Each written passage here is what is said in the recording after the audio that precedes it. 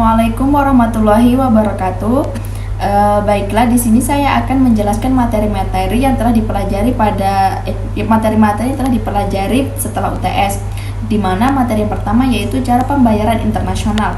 Nah, cara-cara pembayaran internasional yaitu yang pertama letter of credit. Pembayaran dengan LC ini melibatkan beberapa lembaga keuangan seperti bank dan pihak yang terkait, yaitu pembeli atau importir, issuing bank atau lembaga penerbit atau LC, kemudian penjual atau eksportir, dan confirming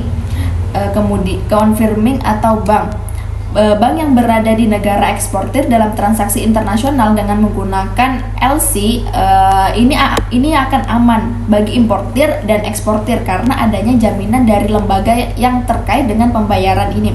Dan kemudian adanya fasilitas kredit bagi importir dan eksportir. Yang kedua yaitu advance payment atau pembayaran di muka. Pada pembayaran ini di mana pembeli importir terlebih dahulu harus membayar barang yang akan dipesan, kemudian penjual atau pihak eksportir akan mengirimkan barang pesanan tersebut apabila importir telah melakukan pembayaran. Nah, yang ketiga yaitu open account, di mana cara pembayaran ini merupakan kebalikan dari advance payment, di mana penjual atau eksportir yang terlebih dahulu berkewajiban untuk mengirimkan barang pesanan atau pembeli kepada importir.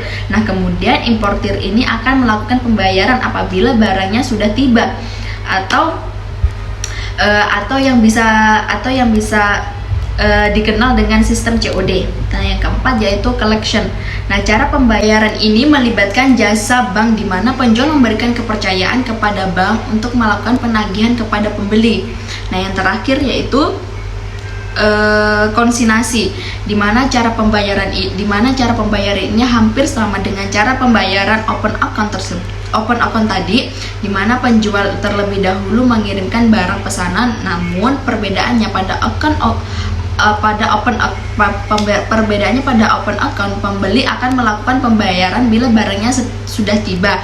Nah, sedangkan konsinyasi pembayarannya akan dilakukan bila sejumlah barang telah laku terlebih dahulu. Nah, materi selanjutnya yaitu integrasi ekonomi. Integrasi ekonomi ini merupakan penggabungan antara beberapa negara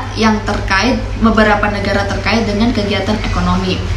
Nah, alasan dilakukannya integrasi ekonomi ini, hambatan-hambatan baik tarif maupun non tarif dihilangkan untuk meningkatkan volume perdagangan, efisiensi produksi, dan kesejahteraan masyarakat bagi suatu negara yang menjalin integrasi ekonomi. Maka hambatan-hambatan dalam perdagangan akan diturunkan atau dihapuskan. Namun bagi negara yang bukan negara anggota dalam integrasi ekonomi ini terdiskriminasi. Nah, tahapan integrasi ekonomi internasional yaitu yang pertama ada Free Trade Area atau FTA, di mana ada dua negara atau lebih yang sepakat menghilangkan semua kewajiban impor atau hambatan perdagangan baik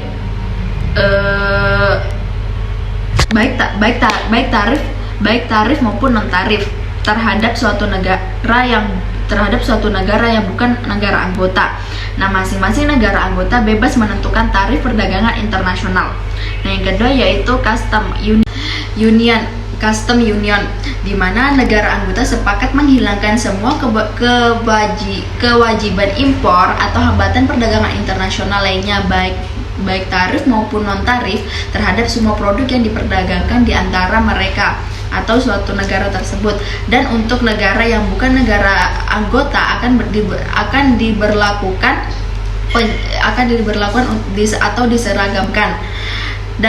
diseragamkan oleh ketentuan. Nah, yang ketiga yaitu common market, atau setelah syarat pada custom union terpenuhi, kemudian dilanjutkan dengan penerapan kebebasan hambatan bagi arus modal dan tenaga kerja sesama negara anggota. Yang keempat yaitu economy union. Jika kondisi kondisi common market terpenuhi, selanjutnya dilakukan harmonisasi dalam kebijakan makroekonomi nasional sesama negara anggota sehingga pertentangannya terdapat dihindari. Nah, yang terakhir yaitu total economy integration, di mana kondisi ini terwujud bila terjadi penyatuan kebijakan mikroekonomi maupun sosial dan memfungsikan suatu badan atau suatu lembaga yang bersifat nasional dengan kewenangan yang cukup luas dan meningkatkan semua anggotanya. Yang kemudian adapun dampak yang ditimbulkan dari integrasi ekonomi ini yaitu trade creation, atau dapat dikatakan sebagai dampak positif dari integrasi ekonomi. Trade correction yaitu muncul karena adanya selisih harga produk secara internasional terhadap produk dalam kawasan perdagangan bebas. Nah, dalam perdagangan bebas yang sangat kecil sehingga mensejahterakan anggota. Kemudian trade diversion atau